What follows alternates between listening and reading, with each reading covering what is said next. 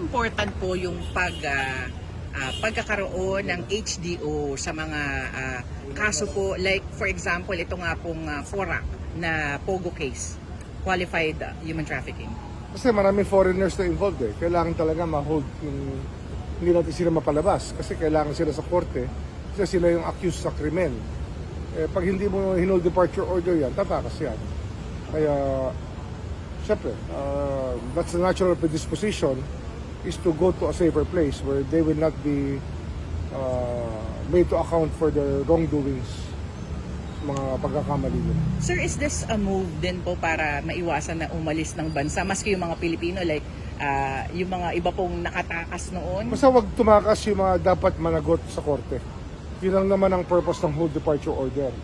Ano yun eh, right to travel yan na involved. Kaya lang, pag you lose that right, pag meron kang kailangang obligasyong tuparin sa Pilipinas, sa ating bansa. Sir, on Mr. Harry Roque nga po, nag-apply na rin po tayo ng cancellation ng kanyang passport. How important po yun ngayon? Siyempre, it will limit his options. I think he holds 2 or 3 passports pa nga eh. May nagsabi sa akin ng ganon. Ang mahalaga, talagang mapilito siya mag-account sa kanyang ginawa dito.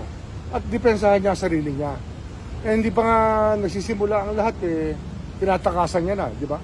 Kaya sa batas natin, flight is an indication of guilt. Kaya sana, harapin niya na lang para naman maging madali ang lahat para sa ating bansa. So, paano ba yan pag na-cancel na yung passport? Siyempre, undocumented alien na siya. Depende yan sa grant of asylum kung bibigay sa kanya ng Netherlands. Pero I doubt it kasi Netherlands is one of the countries that goes against human trafficking, which is the charge against Harry Roque.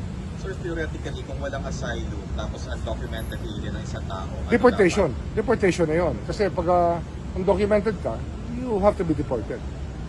Sir, kailan na-file yung cancellation? Friday ba?